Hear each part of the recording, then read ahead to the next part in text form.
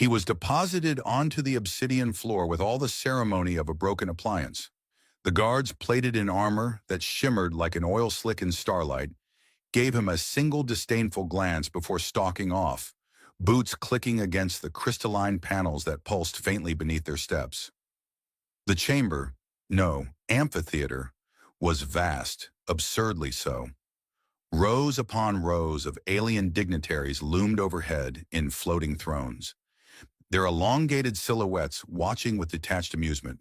Somewhere a translator drone hummed as it tried, rather bravely, to keep up with a dozen dialects and 3 forms of interstellar sarcasm. Matthew lay there for a moment, then rolled onto his back and stared at the ceiling. It was domed, transparent, and offered a view of the stars that would have made any astronomer weep. He raised a hand weakly, as if trying to high-five Orion's belt. "Okay," he said, "so I'm either being judged by an evil space opera tribunal, or Comic-Con got wildly out of hand." A ripple of laughter spread across the chamber, subtle at first. One of the warlords, whose face resembled a geometric meat grinder, made a clicking sound of amusement. A Trivan diplomat emitted a puff of green vapor that Matthew assumed was laughter, unless it was gas, in which case, same result. The joke had landed. Sort of. A voice sliced through the mirth like a vibroblade. "Silence!" She descended from the higher tiers of the chamber, not by stairs but by levitation disc. Because of course she did. Clad in obsidian armor inlaid with glimmering filaments, she moved like someone who had never been uncertain in her life. Her features were angular, refined, almost human, except for the long, tapered ears that flared backward like stylized antennae. Matthew blinked. If Legolas and a sci-fi dominatrix had a child, she'd be the result. "I am Commander Varellin of House Tish," she said, her voice smooth, sharp, and devoid of affection. "You are Matthew Ellis of Earth. Your people surrendered without contest. Your planet has been classified as Class C obedient. Your presence here is ceremonial." "Ceremonial?" he repeated, pushing himself up to sit cross-legged. "What am I, the after-dinner mint?" Whispers scattered like flocks of birds across the high tiers. Varellin did not smile. Her ears twitched ever so slightly. "You are here to demonstrate why your species should not be destroyed outright." "Well," Matthew said, stretching his arms, "you're off to a bad start if this is the welcoming party. Where's the fruit basket? Do I get a little towel shaped like a swan?"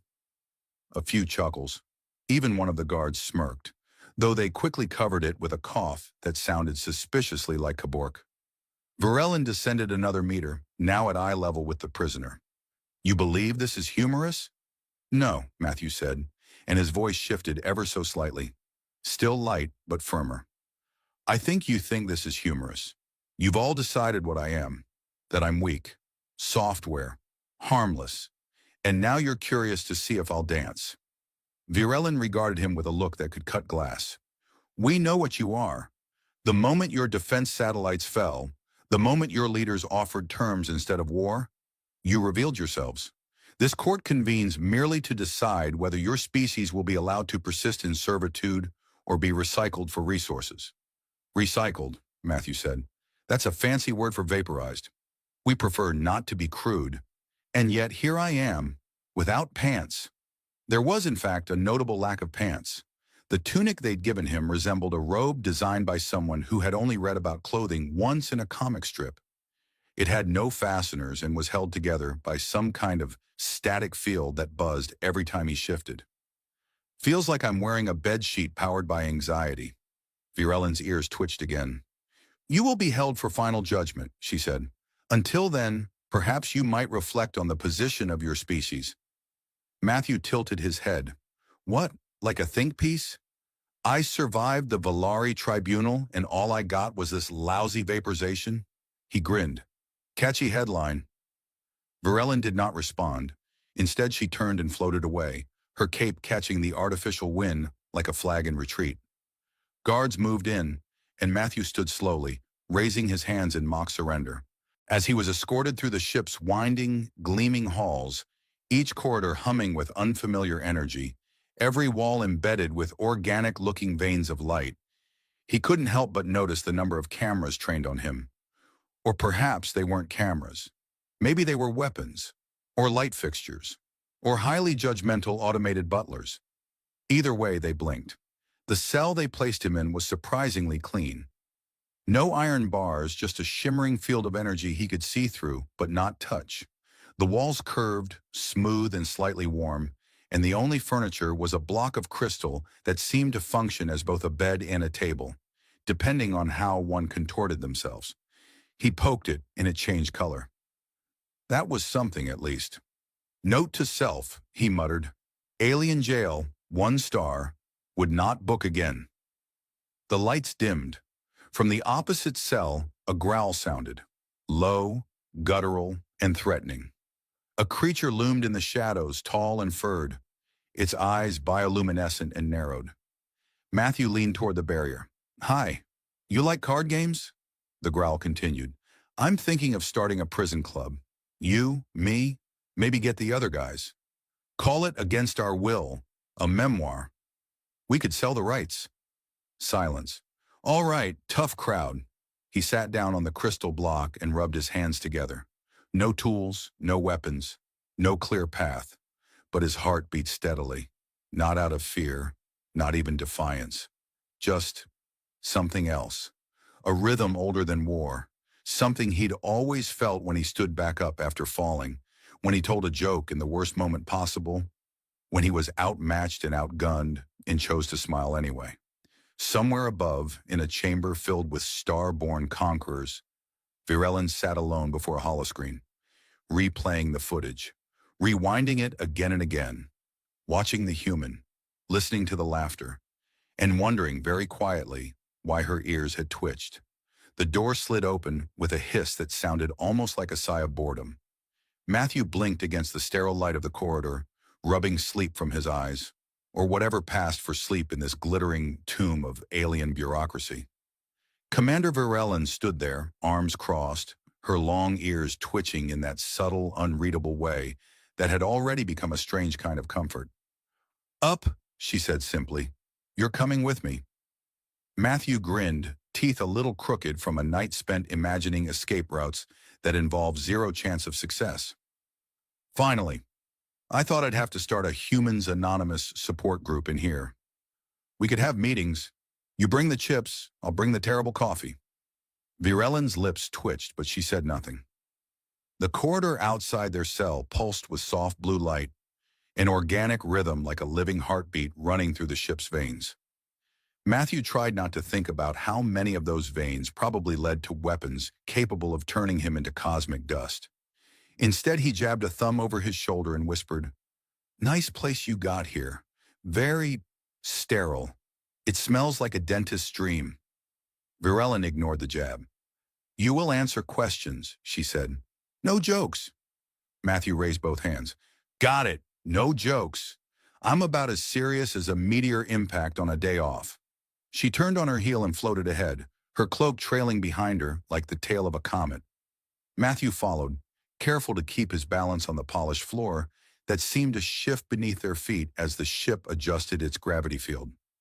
Twice he nearly stumbled into the wall, which was less embarrassing than it could have been, since the walls themselves occasionally pulsed and sighed like living organisms.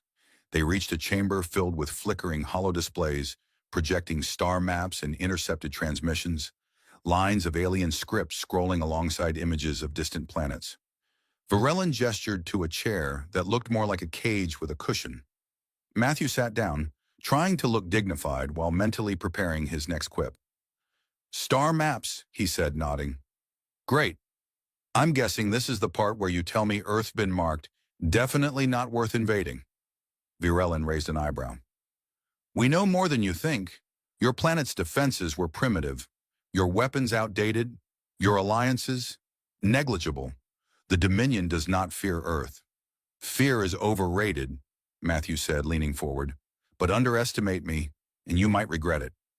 She studied him for a long moment. Why do you joke when faced with death? Because, he said, tapping his chin, if I can't laugh at the absurdity of being stuck in alien jail with a bunch of warlords deciding my fate, then what's left? Crying, I left my tissues on Earth. Virelin's ears twitched, but she suppressed a smile. Instead, she pressed a few buttons on the console, A screen illuminated with grainy footage of human resistance fighters, clad in patched armor, wielding makeshift weapons, fighting not with technology but with sheer determination. They fought bravely, she said, but your people surrendered. Why? Matthew studied the images. Because sometimes you pick your battles. Sometimes you need to survive the day to fight the war. She nodded slowly. You are a philosopher as well as a prisoner. Not really, Matthew admitted. More like a guy who binge-watches old war movies and pretends to understand them. Varellin looked at him then, really looked, as if trying to decode a language written in the flicker of his eyes. And what do you hope to achieve? He shrugged. Honestly, I don't know. Maybe a better coffee maker. Maybe a reason to keep getting up when the universe punches you in the face. She laughed quietly, the sound like wind through crystalline trees. Your resolve is unusual.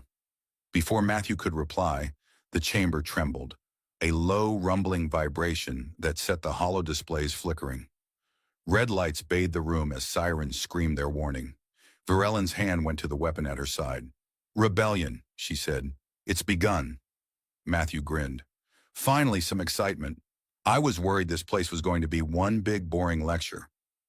The door burst open, and a Gruxian rebel, a creature covered in coarse fur with 6 glowing eyes, stumbled in, panting. The prisoners are breaking out, it growled. The ship is in chaos. Varellin's eyes narrowed. Stay with me. Matthew stood, brushing dust from his clothes. You're sure?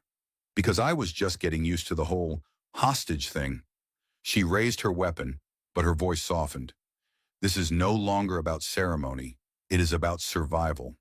Together they moved through the corridors, dodging plasma fire and malfunctioning gravity wells. Matthew cracked jokes in the face of danger, quipping about how zero gravity made his hair look like a badly styled mop and that his prison robe was cutting-edge fashion. Varellin found herself laughing despite herself, an alien commander amused by a human's defiant humor in the eye of destruction. They reached the detention block where Matthew's fellow prisoners surged forward, united in their fight against the oppressive regime. Among them were species Matthew had only read about in obscure star charts. Trevans with their flickering skin, cybernetic Nephrics humming with data streams, and even a few rogue Valari who had decided this rebellion was worth the risk. Varellin raised her weapon, but Matthew stopped her. Wait, maybe this is the real weapon. Not plasma or lasers, but the refusal to accept defeat. She hesitated, lowering her pistol just enough to see the fire burning in the human's eyes. Lead, she said, voice tight. Show me. And as the ship erupted into chaos around them, Matthew stepped forward, not as a prisoner, but as a catalyst. The rebellion had begun, and with it, the galaxy's perception of Earth and its stubborn hope was about to change forever. The airlock hissed, releasing a blast of cold vacuum and a spray of glittering stardust that settled like tiny diamonds on the cracked floors of the command deck. Varellin's ears twitched anxiously, catching the faintest hum of distant engines and the growing murmur of revolt. Matthew stood beside her, fingers tapping in impatient rhythm on the console, as if the entire ship depended on his nervous energy. Maybe it did. Your kind calls it hope, he said, voice low but steady. A stubborn thing that refuses to die, even when logic screams for surrender. Varellin nodded, scanning the holoscreens that flickered with the chaos spreading through the Valari flagship. War machines lay dormant, their crews having thrown down weapons or vanished into shadows. The rebellion wasn't just an uprising. It was a contagion of courage infecting every corner of the Dominion. Explain again why I agreed to follow you into a mutiny, she said dryly, the faintest smirk tugging at the corner of her lips. Matthew grinned. Because deep down, you knew the High Council's idea of fun was boring, and this was way more exciting. He punched a button, and the main holoscreen pulsed with a transmission. Across the galaxy, the faces of countless species, Gruxian, Trivan, Nephrek, even Valari dissenters, watched, their eyes wide and unblinking. Matthew continued, this is not a declaration of war. It's a story about a dog named Laika, sent into the unknown, with nothing but faith and a stubborn heart. His voice rose, ringing through every speaker, every ship, every hidden rebel's ear. We don't fight because we want power. We fight because we want a future that's not written by tyrants. Virelin felt the tension in the room dissolve, replaced by something new. Electricity. A charge so palpable even the ship seemed to pulse in time with it. The old order, brittle and inflexible, began to fracture under the weight of a simple human truth. Matthew turned to her, eyes shining with the weight of battles fought and lost, yet still carried forward. I came here a prisoner, but I'm leaving a leader. Not because I have the strongest arm or the deadliest weapon, but because I refuse to stop getting up. She smiled, her long ears flicking with amused disbelief.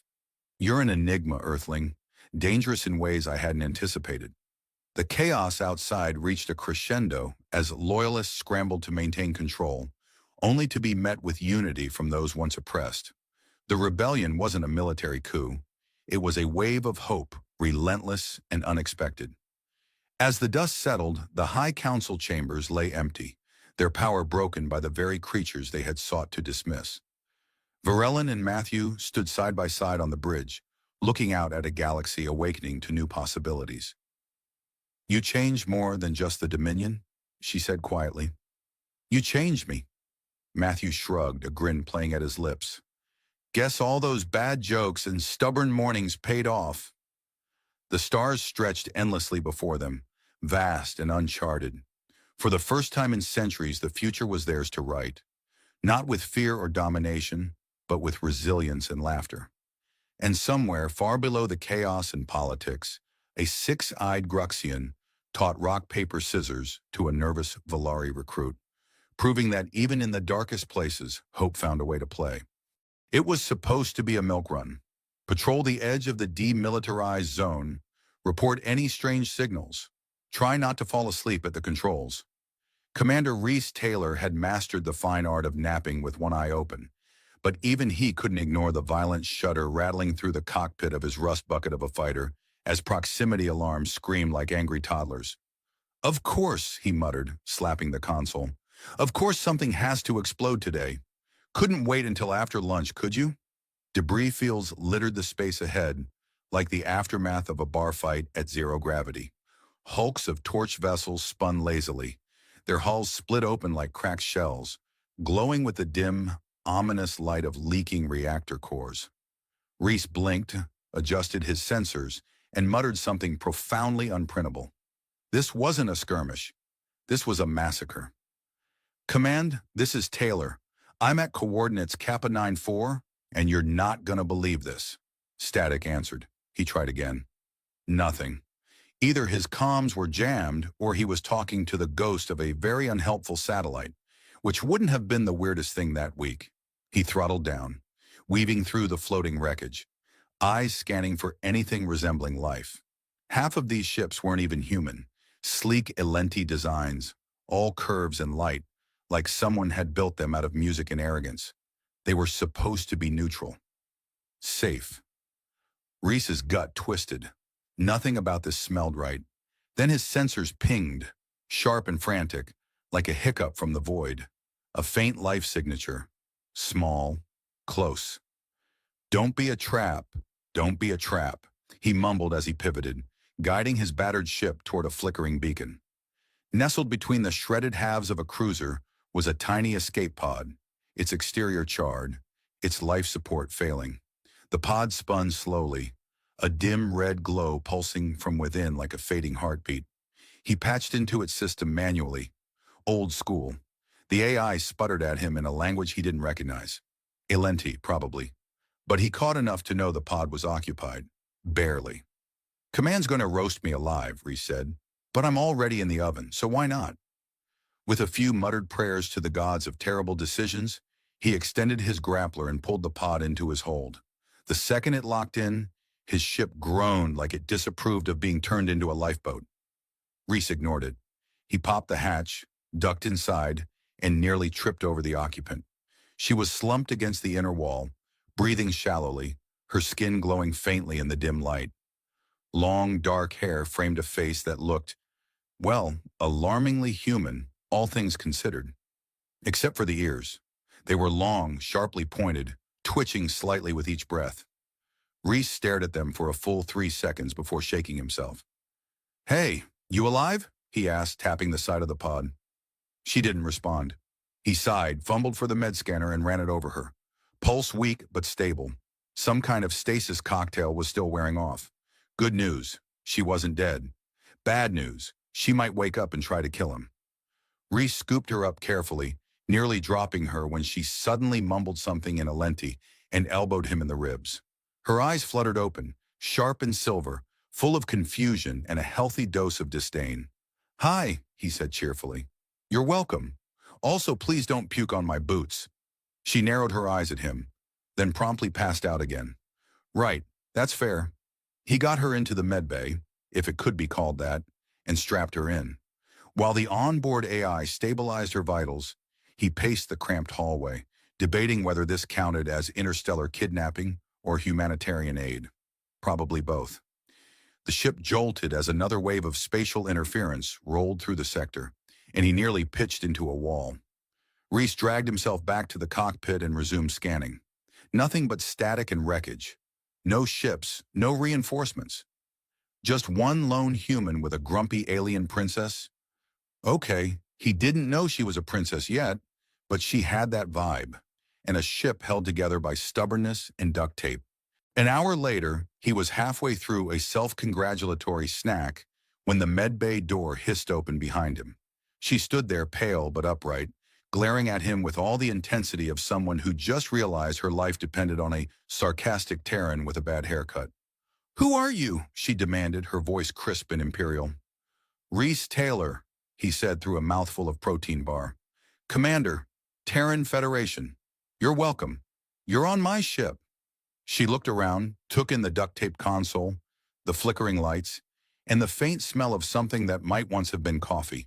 Her expression curled like spoiled milk. "This is a vessel?" He grinned. "Technically. I demand to be returned to Alenti space at once." "Sure thing," Reese said. "Just as soon as we fix the transwarp stabilizers, recharge the plasma core, and find a mechanic who won't faint at the sight of this heap."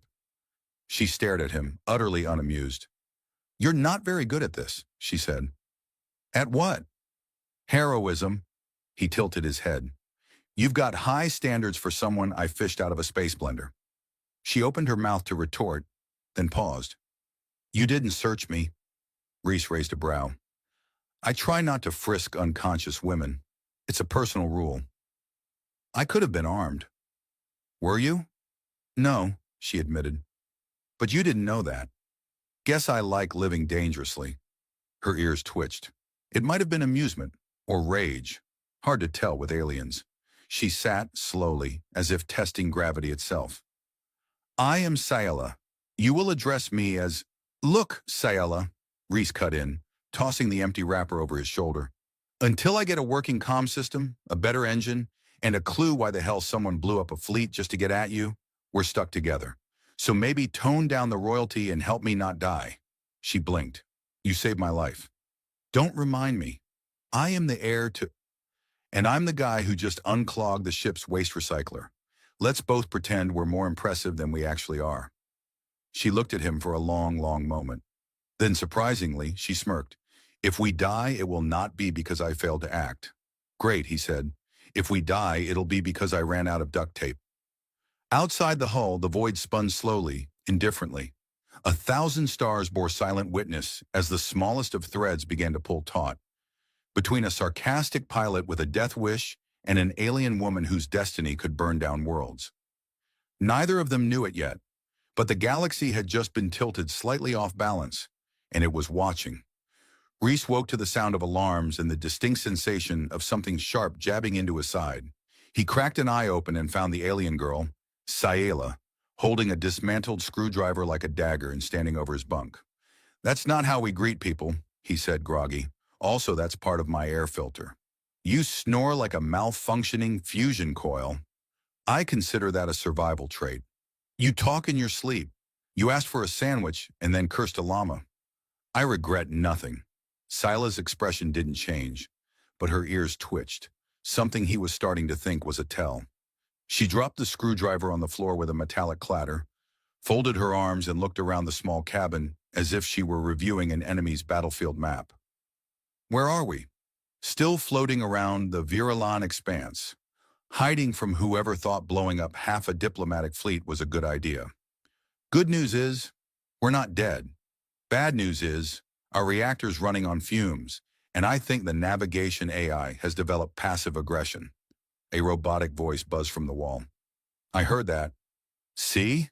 Sela moved toward the main console, long fingers dancing across the screen. Your interface is primitive. It prefers vintage. Your transponder is active. Was active. I shut it down. I like not being shot. She frowned. Then how are we going to contact my people? We aren't.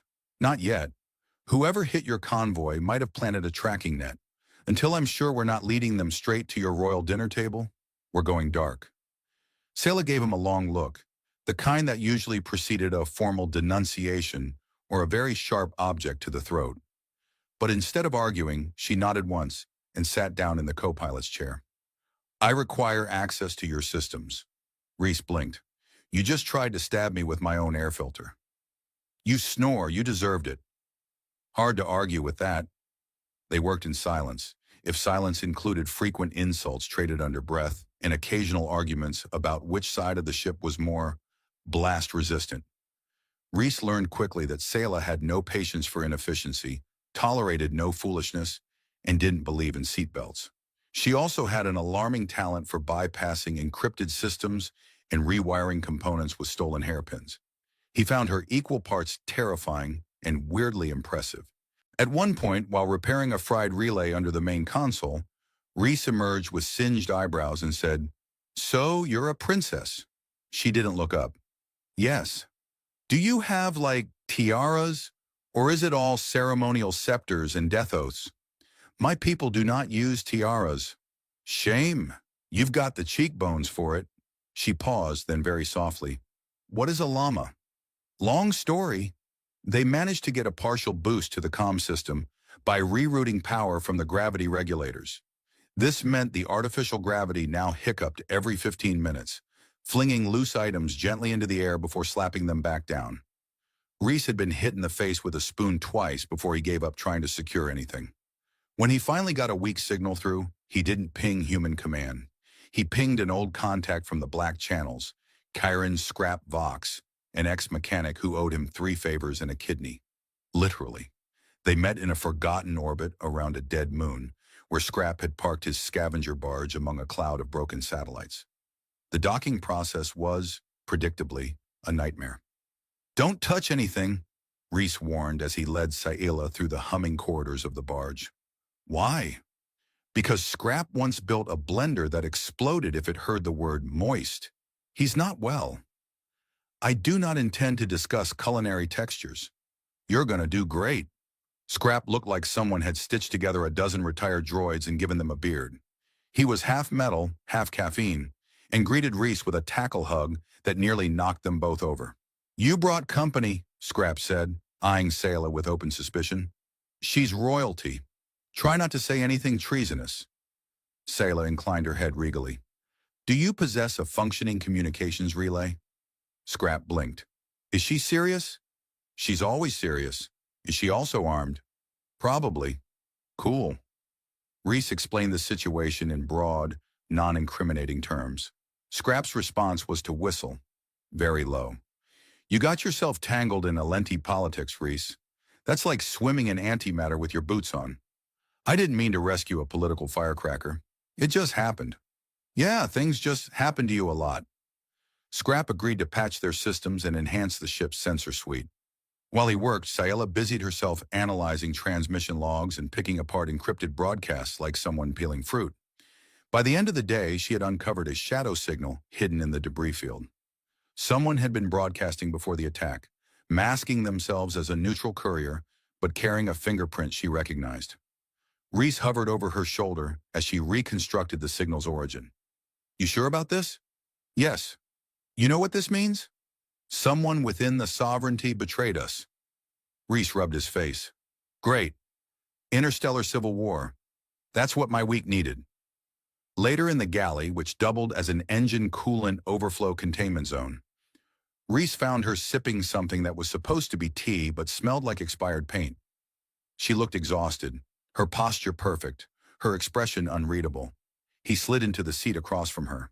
You okay? No. Want to talk about it? No. Want to hear me complain about how Scrap installed the new fusion manifold backwards? Yes. He launched into a dramatic retelling of the manifold incident, complete with impersonations and exaggerated gestures. Sayla didn't smile, but her ears twitched. They left Scrap's barge with a half-fixed ship, a data trail, and the creeping realization that the attack hadn't been a random strike. Sayla's enemies were organized, and they weren't just after her. They wanted control of the throne, and they were willing to destroy anyone who got in their way. Back on the ship, Reese collapsed into his seat.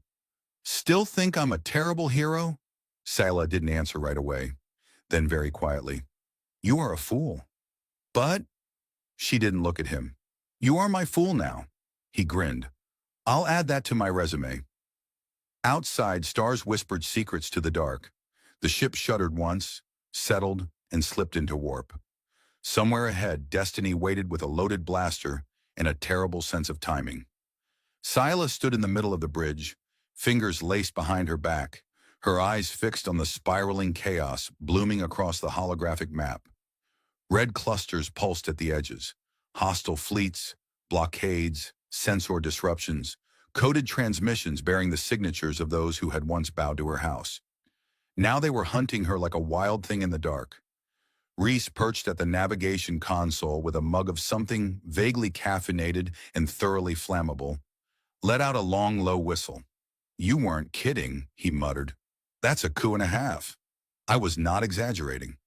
I kind of missed the part where I didn't know anything and you were just a mysterious woman I pulled out of space wreckage. You mean before I informed you that your actions had geopolitical consequences for 12 planetary systems? Exactly. Those were simpler times. I had snacks then. Sayla ignored him, adjusting the signal amplifier Scrap had hardwired into the ship's core. The traitorous beacon they had tracked pulsed again, broadcasting from the outer rings of Tyrannus Phi, a decommissioned orbital station now swarming with mercenary ships and cloaked satellites. Her cousin, Lord Valen, had moved fast and ruthless. He'd claimed the palace. He'd declared her dead. He'd announced intentions to modernize the monarchy, which in practical terms meant a lot more executions and a lot fewer policies. And you're sure, Reese said, sipping his disaster drink, that flying straight into a nest of pirates and assassins is the best idea? It is the only idea. Right, just checking. The plan was stupid, bold, definitely going to kill them. Sayla insisted it was tradition. Reese called it insanity with a cape. But they had allies now. Sort of. In the last week, they'd sent covert signals to resistance elements hidden across Alenti space. Exiled ministers, loyal nobles, fleet captains too stubborn to switch sides. A trickle of responses came back. Ships, information, promises. One of them even sent cookies. The approach to Tyrannus Avive was like threading a needle while the needle was on fire and also shooting at you. Reese dodged plasma mines with curses more creative than practical, while Sayla rerouted power to stealth generators they definitely weren't supposed to have. By the time they docked at the outer bay, Reese had sweat down his back and a newfound respect for Alenti targeting systems. This is fine, he muttered. This is totally fine. I've landed on worse things. I once parked a shuttle on a collapsing freighter during a solar flare. Sayla adjusted her gloves. And did you survive? Barely. Then this will be familiar. She led the way into the belly of the station, draped in ceremonial armor that hadn't seen use since before her exile. Reese followed with a pulse pistol and a suspiciously wobbly boot. The corridors were grimy, full of rust and echoes. No one challenged them. Yet. That changed near the central chamber. Lord Valen had always enjoyed theatrics. He was waiting beneath the massive dome, surrounded by guards in gleaming armor. A floating dais projected his image 10 times larger than life, smiling with all the warmth of a corpse. Reese squinted at the hologram. He's got a bigger chin in person. Silence, Sayla said, but her ears twitched. Cousin, Velen boomed, his voice oily. So glad you're alive. We were all so concerned. You assassinated my entire convoy. Details. She stepped forward. I challenge you. The chamber stilled. Even the guards exchanged nervous glances. Ancestral right, she continued. You claim the throne without blood right. I invoke the trial of succession. Valen laughed. You've been gone too long, Sayla. This isn't a fairy tale. This is real power. Then prove it. There was silence. Then slowly, Valen nodded. I accept.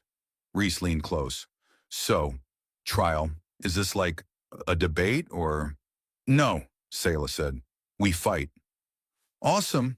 The duel was broadcast live to every channel in the Empire. Velen emerged in battle regalia, armed with a plasma spear that pulsed with Imperial tech. Sayla wielded twin blades, forged from star-forged alloy and laced with ion threads. The arena shimmered with kinetic barriers, holding back the spectators as sparks flew.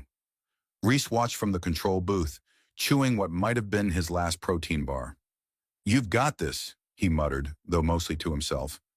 She's got this. She's faster, smarter. Probably not going to stab herself with her own sword. Definitely has the cheekbones of a winner. Sayla moved like lightning. Velen was stronger, but slower, overconfident. They clashed in a storm of energy and fire. At one point, he caught her blade and twisted, but she rolled, ducked under his counterstrike, and drove her knee into his gut with a noise that made Reese wince in sympathy. The fight dragged. Sayla bled. But she stood. And when Velen overextended, swinging wide to knock her from her feet, she pivoted, spun, and buried one blade in his side. He collapsed, stunned. She held her weapon at his throat. Surrender, she said. I will never kneel to you. Then lie still. She didn't kill him. That, more than anything, solidified her claim. Across Alenti space, old houses raised their banners again. The fleets rallied. By the time Reese met her outside the chamber, she was already Empress. So, he said, hands in pockets, do I bow now or later? She looked exhausted, crownless, regal, alive. You may bow if you wish. I was thinking more of a sarcastic salute. That would be fitting. She didn't dismiss him. That was the strange part. After the ceremony, after the proclamations and treaties and new orders, she asked him to stay. Not as a consort, not yet, as her advisor. The Terran who'd pulled her out of death and cracked bad jokes and somehow made her laugh on a ship with no bathroom door. He stayed. Of course he stayed. Months passed. Reese learned to sit through galactic council meetings without falling asleep. Sayla learned to smile with her eyes, to trust just enough.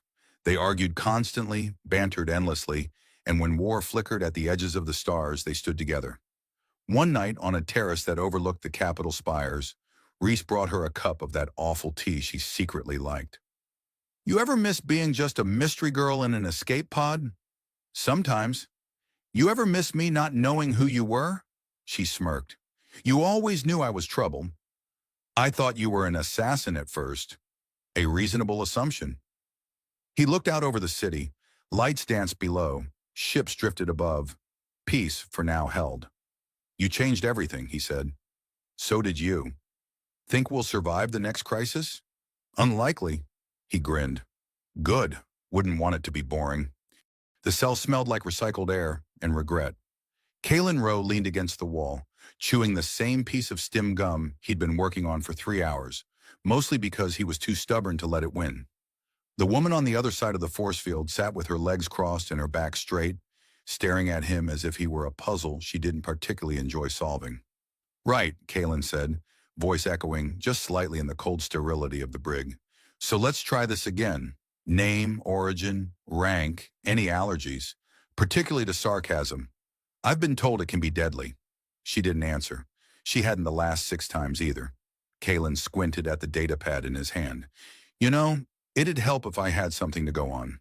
You're listed as unidentified female combatant, humanoid, ears, unusually long. I mean, no offense, but that's a weird footnote to be the only known fact about you. Still no answer. She just watched him with those sharp gray eyes, the kind that looked like they were judging not only you but your ancestors, your breakfast choices, and your socks. I'm going to call you Queenie, he said eventually. Not because I think you are one, mind you, but because the way you sit there, all dignified and silent, makes me feel like I'm about to be knighted or executed. Could go either way, really. A flicker, barely perceptible, a twitch of her eyebrow, the ghost of a smirk.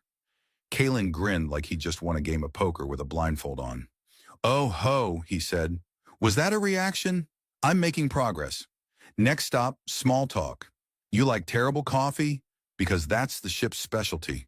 She finally spoke, voice cool and measured, laced with an accent he couldn't quite place. Maybe deep space colonial, or something more exotic. "Your mouth moves more than your weapon hand. That explains why you're still alive." Kalen put a hand over his heart. An insult. I'm touched and worried. Mostly touched, though. She leaned forward slightly and, for the first time, he noticed the slight shimmer of circuitry beneath her collarbone. A subdermal implant, half buried in pale skin. Not a standard prisoner tag. Definitely not human. "I'm guessing that's not a fashion statement," he said, nodding toward it. She tilted her head. "And I'm guessing you're not the ship's brightest mind." "Brightest number, but I do hold the ship record for consecutive rejections from engineering officer Marla Wren." "I see," she said flatly. "So you're persistent and deeply unqualified." "And charming," he added. "Don't forget that part." She looked at him like someone forced to eat soup with a fork. The ship thrummed faintly, a low vibration that traveled through the floor and up Kalen's spine. Somewhere above them, the ion drives adjusted, turning the warship slowly away from the asteroid belt they just patrolled. Kalen checked the time. 14 hours since her capture. 14 hours of silence, cryptic looks, and one very unnerving moment where she recited a human poem. He didn't realize anyone had memorized outside of Earth history databases. "Listen," he said, walking over to the force field. "Let's make a deal. You tell me where you're from, and I'll stop calling you Queenie." She blinked once. "You'll never stop calling me that." "Okay, fair, but I'll at least pretend to respect your mysterious and potentially lethal alien heritage." She seemed to consider that. Then, with all the weight of a royal decree, she said, "My name is Alari." Kalen raised an eyebrow. "Just Alari? No last name? No title? No galactic threat warning sticker? That would be redundant." "Of course. Silly me." The datapad in his hand beeped suddenly. He looked down. A low-frequency scan had just finished processing. He frowned. "Now that's weird," he muttered. "What is?" "This scanner just flagged your implant. It's not military grade. It's royal. That's restricted tech, only issued to direct heirs of recognized Atraxi dynasties." Alari said nothing. He glanced up at her. "You're royalty." Her eyes gleamed faintly. "And you're observant. We all have our surprises." Kalen laughed, though it came out a little forced. "Great. I've been calling a galactic monarch Queenie all day. This'll look amazing on my next psych evaluation." He tapped his comm. "Hey, Command. Yeah, we've got a slight situation down here. You might want to take a look at this file. It's tagged red level, diplomatic nightmare grade. Bring snacks." The comm went quiet. Kalen didn't move. Alary stood, smooth as a knife sliding free of its sheath. Even in shackles, she looked like she belonged on a throne made of starlight and steel. "You're not just royalty," he said slowly. "You're the royalty, as in the Atraxi monarch's heir." She nodded. "Congratulations. You've successfully identified your hostage's political value." "That's not going to make this better." "Number. But it does make it fun." He stared at her, trying to decide if this was the part of the story where he got promoted or vaporized. When Command finally responded, it wasn't with orders. It was silence. The kind of silence that made you think someone on the bridge just dropped their coffee on the console. "I should warn you," Alary said, stepping closer to the force field, voice low and almost amused. "The last person who tried to detain me ended up apologizing to their grandchildren." That sounds ominously nonspecific. It was. I left them guessing. Kalen folded his arms. "You're enjoying this?" She smiled, and it wasn't warm. "Immensely." "Well," he said, trying to ignore the slow, creeping sense of dread building in his stomach, "if I'm going to be a footnote in interstellar diplomacy, I might as well get something out of it." "And what would that be?" He shrugged. "You want coffee?" She blinked, then said, "You're offering coffee to the enemy." Not the enemy, just a really, really high-maintenance guest. She narrowed her eyes. If it's that synthetic sludge from the mess hall, I'll consider it an act of war. Kalen grinned. Don't worry, I know a guy who smuggled real beans from Io. And if he's dead, I know where he buried the stash. Alari tilted her head again, as if seeing something new. You're different from the others. I get that a lot, he said, already keying in a request for a private talk with Command. Usually from ex-girlfriends and bounty hunters. You think jokes will save you? No, Kalen said with a wink, but they'll annoy you long enough for me to think of a plan. The door hissed open with the weary exhale of a ship that had seen too many strange things and wasn't remotely surprised by this one. Kalen stepped into the command briefing room with the posture of a man who had slept badly and showered in a room where the water had optional gravity. Around the long holotable, the ship's senior officers stared at him like they were trying to decide whether he was a hero, a liability, or just a cosmic accident in motion. Sergeant Rowe, said Commander Drelm, whose forehead veins seemed to have acquired their own rank, would you like to explain why the Atraxi Empire has just sent us a very polite but extremely firm message asking us to verify the well-being of their heir apparent? Kalen took a slow breath. Sure. Do you want the short version, the long version, or the emotionally repressed version with bonus sarcasm? The silence answered for them. Right, Kalen said. Well, good news. She's not dead. She's also very much not interested in being rescued. She's been sitting in the brig, sipping my stolen contraband coffee, asking for classical human literature, and insulting the entire concept of gravity boots. She asked for literature? Lieutenant Hera frowned. She started with Shakespeare, Kalen said, then pivoted to someone named Chuck Tingle. I don't want to talk about it. There was a brief, loaded pause. I do, muttered someone in the back, barely audible. Drelm rubbed his temples. You're telling me the future queen of the Atraxi Empire, an empire we have a barely functional non-aggression pact with, has requested asylum aboard a human warship. Kalen gave a small, not entirely reassuring shrug. She hasn't said the word asylum yet, but she hasn't not said it either. She also mentioned the term strategic patience, which I'm pretty sure is royal speak for, I'm not done messing with you. She's playing games, Drum said flatly. Maybe. Or maybe she's running from something, and this was the only ship dumb enough to catch her. The lights dimmed slightly as the room's holotable activated, casting a holographic display of Alari's implant scan. Blue lines shimmered over a three-dimensional model of her spine, converging around the embedded device. This is Atraxi sovereign tech, Hera said, voice low with awe. Custom-coded neural encryption, dual-channel comm suppression, fail-safe detonation protocol. It's only issued to heirs, biologically verified, directly in line for the throne. Kalen rubbed the back of his neck. So, what, we just keep her? Toss her in the break room with a deck of cards and hope the Empire doesn't notice? They already noticed, Drelm snapped. We're being pinged hourly by a cloaked diplomatic courier riding on the edge of sensor range. You know what that means? They're trying to be polite before they kill us? Yes. Well, that's new. Usually they skip straight to the death beams. A soft chime interrupted the meeting. A voice came over the intercom. Commander Prisoner Alari has requested a personal conversation with Sergeant Rowe.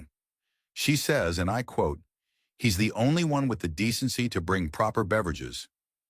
Drelm stared at Kalen as though deeply reconsidering the whole concept of enlisted personnel. Kalen smiled. She likes me. I'm beginning to see why your transfer requests are always denied, Drelm muttered. Back in the brig, the atmosphere was warmer than it should have been, partly due to the thermal regulator she'd convinced Kalen to adjust. A queen does not freeze, Sergeant, but mostly because Alari had constructed a kind of throne out of her cot, 3 military-grade blankets, and what looked like the remains of a broken mop handle. Kalen walked in holding 2 mugs and a bag of freeze-dried marshmallows. I come bearing gifts from the distant, sugar-rich world of Cafeteria Prime. Alari arched one long brow. If you're trying to bribe a future monarch, you'll have to do better than powdered treats. I also brought the last known copy of Space Pilgrims Volume 6, The Betrayal of Bob. It's either a diplomatic marvel or a literary crime. Both, she said, accepting the mug with a nod. They sat in silence for a moment. She sipped. He sipped. The hum of the ship filled the background. I know why they're afraid of you, Kalen said eventually. Only now. You've got a way of looking at people that makes them feel like they're standing naked in a court of law. She glanced sideways at him. You're not wrong. You always like Shakespeare? I like power hidden in words. Your people understood that once. Before you started naming ships things like Boomstick 2, Kalen grinned. That was one time, and I had no say in the naming committee. You're curious, she said, changing the subject as easily as changing clothes. But you're afraid to ask the real question. Which is, why I let myself be caught. He hesitated. I figured you'd tell me when you were ready. I'm not sure I ever will be, she said. But know this, Kalen Rowe. Your people think I'm a prize. My people think I'm a weapon. Neither are correct. You're just a woman with a questionable taste in Earth literature. She smirked. And you're a soldier with a hero complex you keep disguising with poor jokes. Rude, he said, raising his mug, but not inaccurate. Another silence, longer this time. She leaned forward. I need your help. He blinked. You realize that's probably the most dangerous sentence anyone's ever said to me? Possibly, but it's also the most honest. Okay, he said slowly. I'll bite. What do you need? Time, she said, and a way to make it look like I'm still your prisoner. Because if they think I'm escaping, they'll follow. But if they think I'm scheming, they'll watch, Kalen finished, and maybe hesitate. Exactly. You sure you're not already queen? Because that was the most terrifyingly strategic thing I've ever heard. She gave him a look. You're helping me. I haven't agreed to anything. You brought marshmallows. Damn, you're good. I know, she said, sipping. Now, let's plan your treason. The first explosion didn't come from outside the ship. That, Kalen later thought, was probably the most telling part. It came from the secondary docking bay, precisely timed to coincide with an unrelated coolant venting operation. Someone had known the schedule. Someone had wanted to make it look like an accident. Someone who hadn't factored in that Alari, heir to a galactic throne, could reroute internal surveillance with nothing but her voice and a raised eyebrow. The klaxons wailed in B-flat. Kalen knew this because Ensign Jerem, who'd been a concert oboist before the draft, had once pointed it out mid-drill, which led to a now legendary court-martial for symphonic misconduct. Kalen ran through the corridor, phaser half-charged, boots echoing against metal as he heard the doors behind him seal in cascading sequence.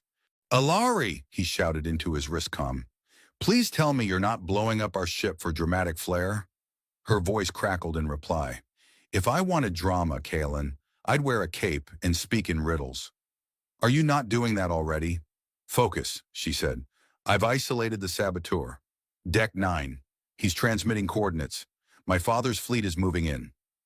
He skidded around a corner, nearly colliding with a maintenance droid which beeped in a front and made a rude hand gesture using an arm not designed for such things. Hold on. Your father? You mean the guy with a crown made of starlight who commands fleets that make our dreadnoughts look like flying toasters? Yes, she said. The one I ran from. Great. Super comforting. How big is the fleet? There was a pause. Kalen. Number nope. Don't you dare do that pause thing. Just big enough, she said gently, to wipe out a dozen ships without aiming. Kalen stopped, leaned against the wall and took a deep breath. Cool. Cool, cool, cool.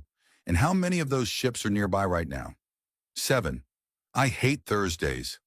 Deck 9 was chaos. Emergency lights flashed red, and the air smelled like ozone and guilt. A single Atraxi agent in a borrowed human uniform stood by a damaged control panel, fingers dancing over the interface with trained speed. Kalen raised his phaser. Step away from the console, he said, and if you start monologuing, I swear I will shoot you before you finish the word destiny. The agent didn't look up. You're too late, soldier. The Queen returns to her rightful place, whether she wants it or not. Kalen fired. The blast hit the man in the leg, non-lethal but very persuasive. He crumpled with a cry and glared at Kalen. I don't know if you've met her, Kalen said, moving in to secure the control panel, But she's not exactly the kind of gal you shove onto a throne. She's more of a light the throne room on fire and take a walk type. He tapped the console. The transmission was halfway through, but Alari's override code was already in place, flickering in Atraxi glyphs across the interface. Nice try, Kalen said, but she's writing her own ending. They stood together on the viewing deck as the Atraxi fleet arrived. Not firing, not retreating, just hovering at the edge of scanner range like a line of glittering teeth. Alari wore the uniform of a standard ship officer, ill-fitting and without rank, and yet somehow more regal than anything she had worn before. I thought they'd force a confrontation, Kalen said, sipping from a thermos that smelled like betrayal and too much caffeine. They still might, she said, but not today. Not while I'm alive. He looked sideways at her. You mean that? I mean they know what I'm capable of, and they know what you're capable of. You've done something no warlord in the sector has ever managed. Brew decent coffee? Make me laugh. Kalen grinned. I'll take it.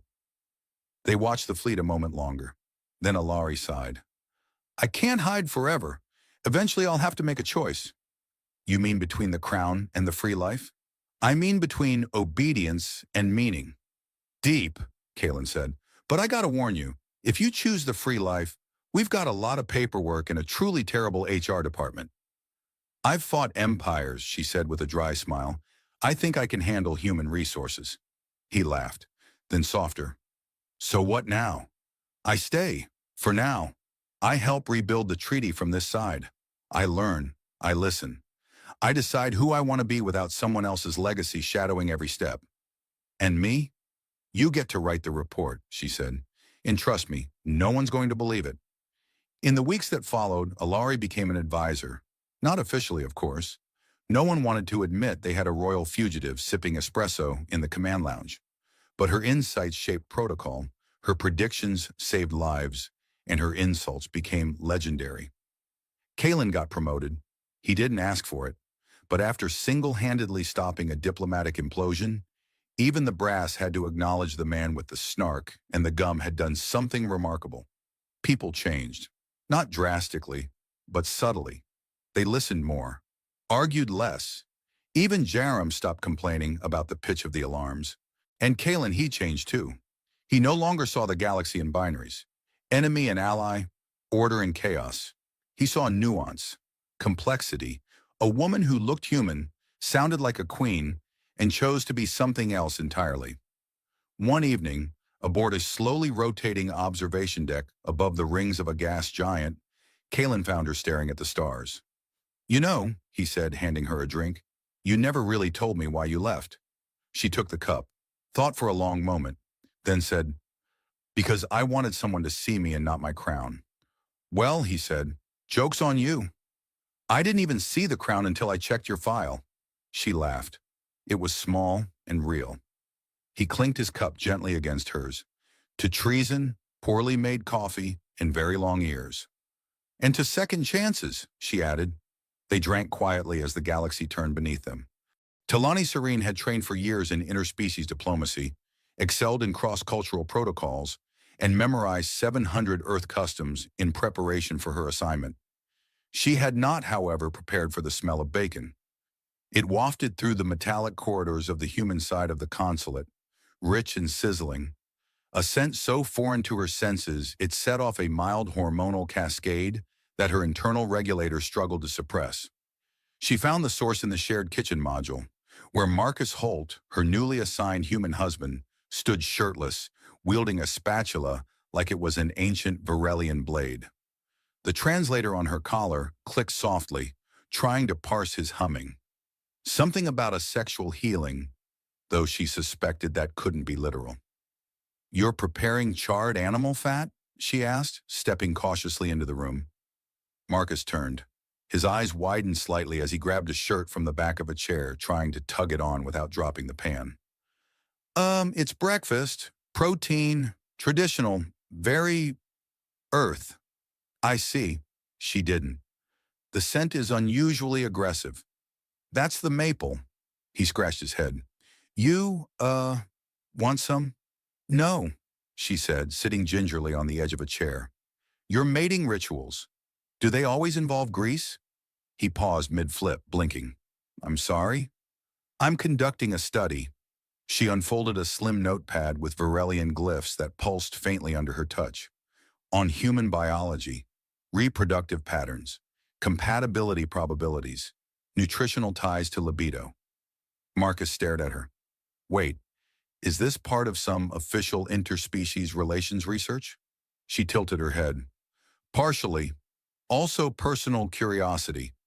You are now my bonded partner, per Article 7 of the Alliance Accord. I would be remiss not to understand your species' appetites. He cleared his throat. Right, what exactly are you asking? How many times a day can humans mate? She asked, blinking with academic sincerity. He choked on nothing, his face turning a fascinating hue of scarlet. What? Statistically, she said, average frequency, duration, environmental variables, emotional prerequisites. I have charts. He opened and closed his mouth. Talani, do you ask all your diplomatic partners this during breakfast? She raised a brow ridge. Should I have waited until after your charred meat ritual? There was a pause. Then against all odds, Marcus laughed. It started as a splutter, but soon he was doubled over the counter, gasping for breath. Talani watched, puzzled. Your reaction is unexpected. I'm sorry, he wheezed. It's just the way you said it. So calm, like you're asking about the weather. Your meteorological patterns are also of interest, but less confusing. She tapped her notepad. So? He wiped his eyes. That depends. I mean biologically? Once, twice a day, maybe? Some humans more, some less. We're not exactly assembly line consistent. Her eyes widened slightly. You can engage in reproductive activity more than once in 24 hours? Well, sure, he said, still chuckling. With breaks, and assuming you're in the mood. And have snacks. Talani blinked slowly. On Virelia, bonding cycles occur once every 13 rotation cycles. With fasting, Marcus paled. Fasting? From sensory stimulation, she clarified. Visual, auditory, gustatory, tactile, also eye contact. Too arousing. Yikes, he muttered. Sounds like dating in middle school. She frowned. Is that a human social caste? No, he said quickly. Just forget it. There was a moment of silence as she observed him scraping his eggs onto a plate. The food hissed, steam curling upward. Talani's ears twitched. You find this humorous, she said. My ignorance. No, he said, sitting across from her. It's just, this whole thing is insane. We got married yesterday for the sake of an alliance. We barely know each other. And now you're asking about mating frequencies over breakfast. She nodded. I read that humor is a bonding mechanism among humans. True, he said, but it's usually unintentional when it's the most effective. You're kind of a natural at that. I shall add that to my diplomatic record. Please do. He offered her a bite of his eggs. She sniffed it, frowned, then touched her collar's translation glyph. Tastes like rubberized poultry. That's not entirely inaccurate. She watched him eat, quietly fascinated. Human tongues are less dexterous than Varelian ones, but your teeth are efficient. I estimate your species evolved from mid-tier predators. He swallowed. We evolved from whatever could run away fast enough. A soft beep sounded from the wall console. Talani stood and crossed to it, entering a code. A holoscreen flickered to life, displaying two Varelian officials, both with ears even longer than hers, gazing at her with expressions that in any species read as disapproval. Ambassador Serene, one intoned, we are receiving reports that your human consort was observed, bare-chested, during a public broadcast of your housing unit. Marcus froze mid-chew. Wait, what? Talani turned. You were live-streamed brushing your teeth. His fork clattered onto the table. What do you mean live-streamed? The other Varelian tapped a tablet. The hygiene ritual has amassed 1.2 million views and several art renderings on the planetary forum, including one titled Warrior of Fluoride. Talani turned back to Marcus. Your grooming has incited a minor diplomatic incident. He groaned. I'm not even wearing pants. Not in the artwork, no. He rubbed his face. This is a nightmare. It's cultural exchange, she said brightly. You're quite popular. The officials disconnected, muttering about dignity and mint-scented provocations. Talani turned to find Marcus slumped in his chair, staring at the ceiling. You're taking this well, she said.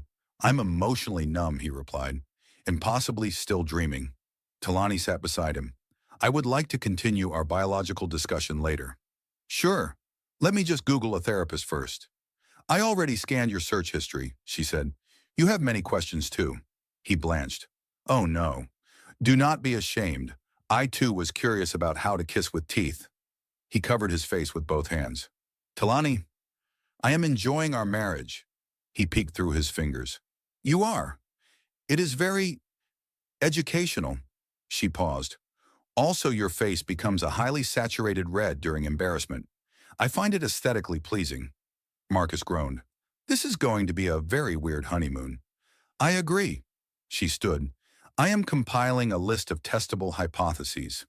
He watched her leave, ears swaying gently, not sure whether to laugh or lock himself in the bathroom. Probably both. Marcus woke to a faint buzzing sound and the unmistakable sensation of being scanned. He cracked open one eye to find Talani standing over the bed in a shimmering blue robe, holding what looked suspiciously like a Varelian spectrometer, its crystalline lens glowing a soft chartreuse. She stared at the readout with deep concentration, completely ignoring the fact that he was still half buried in blankets and had drooled on his pillow. Morning, he croaked, reaching for his glasses. You were in REM phase for an unusually long period, she said without looking up. Dream intensity peaked at 0420, elevated heart rate, mild pheromone release, arousal levels inconsistent. He blinked. Did you just say arousal levels inconsistent? Yes, perhaps due to the presence of carbohydrates in last night's meal, or unresolved tension from the tooth cleaning incident. Marcus rolled onto his back. Talani, is there any part of my body you haven't scanned? She considered. Your inner ear canal. He grabbed a pillow and groaned into it. I miss privacy. I used to have privacy. There was a door and everything. I logged your complaint, she said helpfully. Diplomatic housing will consider installing traditional human modesty barriers within 90 days. Oh, good, what he muttered, right after the alliance either collapses or becomes a buddy sitcom. She moved to the desk and began scribbling on her hologlyph pad. Today's objectives include hormonal analysis, circulatory stress tests, and a trial exposure to mating stimuli. He sat bolt upright.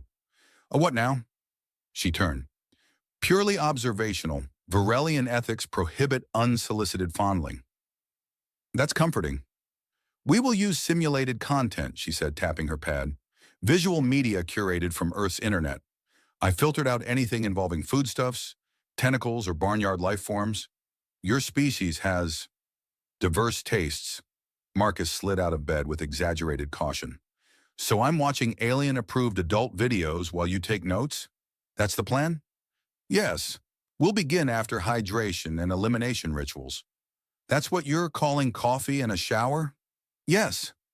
They moved into the kitchen module, where Talani sipped a glowing green nutrient sphere while Marcus made coffee like his life depended on it. The tension between them had softened since their explosive breakfast exchange the day before. He noticed she laughed more now. Short bursts, Varelian and strange, but genuine. Even her translations had started slipping in slang, probably by accident or sabotage. He suspected the consulate's AI assistant, KEL-9, had a snark subroutine. As he sat down with his mug, a chime rang from the wall console. Talani answered with a quick swipe, revealing a wiry Varelian male with sharply angular features and a lab coat that looked more ceremonial than functional. Serene, the stranger said. You summoned a reproductive auditor? I did not summon anyone, she said flatly. I'm Dr. Urelin of the Scientific and Cultural Verification Council, he said, already letting himself in. A shimmer marked the passage through the decontamination field. I've been assigned to corroborate the humans' mating claims, especially the frequency figures. Marcus blinked. Wait, the what now? Urellen's gaze roved over him like a biologist inspecting a sluggish ferret. You stated, under oath, that your species is capable of multiple mating events per day. This contradicts our models. Talani's ear tips twitched. Your models are outdated. We've discussed this. I brought equipment, he said, already unpacking an array of metallic orbs that hovered and began blinking ominously. Marcus stood up. Whoa, hang on. You can't just barge in here and start probing me. Urellen looked offended. It's non-invasive. I don't care if it plays jazz and brings snacks. I'm not participating in alien performance testing without consent. Talani stepped between them. This is my consular unit. You are violating Earth-Varelian autonomy agreements. Urellen looked surprised. You're defending it? Marcus raised a hand. Still here. She didn't look away. He is my bonded mate. Protocol states I may terminate any third-party examination if it compromises emotional well-being. Urellen hesitated. You're displaying possession? Good, she said. Now leave before I demonstrate Earth's stand-your-ground law. Urellen backed up, clutching his orbs. Very well, but I'll be submitting a report. Make sure to spell his name right, she said, and the screen blinked out as the door sealed behind him. Marcus exhaled. Okay, that was something. He was under the impression humans exaggerate. I mean, we do, Marcus admitted, but not about everything. She turned toward him. I regret his intrusion. He smiled faintly. Thanks for the defense. That was weirdly romantic. I stunned a classmate once for mocking my ear symmetry, she said. Loyalty is instinctive. They shared a silence, not uncomfortable. The scanner drones retreated to standby mode.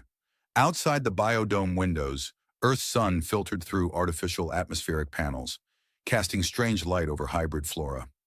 A tree from Varelia twined with an earth birch in a slow, seasonal struggle for dominance. Talani sat beside him. May I proceed with a different form of stimulus testing? He raised an eyebrow. Does it involve dinner and a bad movie? She blinked. Is that how humans initiate copulation? It can be, he said, then added, or it could just be a nice night. Acceptable. I will replicate your preferred comfort meal. Something involving cheese? And a movie? I accessed your entertainment archives. I selected The Fast and the Furiously Mating 8. He choked. Talani, that's not a documentary. I know, she said, but I liked the trailer. That night, as they ate synthetic macaroni and watched gravity-defying car chases punctuated by awkward flirtation, Talani leaned against his shoulder without comment. When the credits rolled, she looked up at him and asked, deadpan, would you like to mate now or brush teeth first? He laughed so hard he nearly spilled the cheese. Marcus was halfway through his third attempt at perfecting the nonchalant diplomat look when the news alert hit like a comet strike. Varelian human genetic hybridization speculated in recent union. Experts divided. His eyes flicked across the screen, which glowed with speculation and panic from every corner of the net. Somewhere someone had doctored a photo of him with exaggerated Varelian features. Longer ears, bioluminescent tattoos, and an oddly placed antenna. The caption read, Marcus Holt, Earth's first alien-enhanced superhuman? Marcus groaned, contemplating hiding in a cryogenic pod. Talani entered the room carrying a tray with 2 steaming cups of something suspiciously blue. She caught the headline and raised a slender brow. I see the public discourse is lively, Marcus snorted. Lively is one word for it. My mom called. She thinks I'm auditioning for a sci-fi horror movie. I shall issue a statement, Talani said firmly. The Alliance does not condone misinformation, and your genetic integrity remains unaltered. Thank you, Marcus said. I'm fairly attached to my original ear length. Indeed. She paused, then smirked. Though you do wear them well. The tension between the diplomatic fallout and their budding relationship was a tangled mess. Every glance at the news was a roller coaster of memes, conspiracy theories, and fan art depicting them as interstellar Romeo and Juliet, or worse, a freak show. Yet beneath the chaos, something had shifted. Marcus noticed how Talani's ears twitched with subtle affection when he told a joke, or how she'd absent-mindedly mimic Earth idioms now. Spill the space beans. Warp speed ahead. Don't space out. One evening, seeking refuge from media drones buzzing outside their biodome, Marcus suggested they escape into the hybrid forest sector. The plants here, Earth and Varelian species entwined, fought a delicate battle of survival and symbiosis, much like them. "Look at this one," Marcus said, pointing at a vine glowing faintly violet with crystalline blossoms. "You'd call that a Lurix bloom?" "Correct," Talani replied. "It's an aggressive photosynthesizer that thrives on nearby oxygen-producing flora." "Sounds like my ex," she laughed. "You are improving at humor." "It is endearing." Under the soft hum of artificial atmosphere, they shared stories. Marcus of Earth's chaotic, messy life, Talani of Virelia's rigid cycles and fasting rituals. Differences that once seemed insurmountable now felt like threads weaving their tapestry together. That night, during a meteor shower visible through the dome's transparent panels, Talani's voice was softer than usual. "Marcus, I was trained to believe our bond was a political tool, a symbol, but now I find it is something far more complex and precious." Marcus reached out, brushing a loose strand of her silvery hair back. "I never thought I'd say this, but I'm glad the universe decided to throw us together. You've made Earth feel like home." She smiled, the faint glow of her ears pulsing gently. "I do not wish to return to Virelia." His heart skipped. "Neither do I." Days later, a joint Earth-Virelian broadcast announced their marriage as a milestone of interstellar unity, not just political, but personal. They appeared together, awkward but sincere, two worlds merged in laughter and love. When a rogue plant species accidentally triggered a mild allergic reaction during a ceremony celebrating their union, they faced it not with panic but with teamwork and humor. Marcus's improvised use of a Virelian antidote spray combined with his frantic search for antihistamines had Talani laughing despite the swelling. In that moment, the absurdity of their marriage, born of political necessity, blossoming into genuine affection, was the perfect metaphor for their journey. Marcus had come to understand the depth of human vulnerability and resilience. Talani had learned the beauty of imperfection and spontaneity.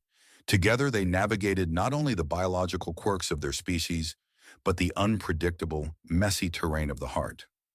As their fingers intertwined beneath the artificial stars, Marcus whispered, "So, how many times a day can humans really mate?" Talani's laugh echoed softly. "Enough times to keep life interesting." And in that shared knowing smile, two species, once strangers, became something new, a partnership forged in curiosity, laughter, and the boundless unknown.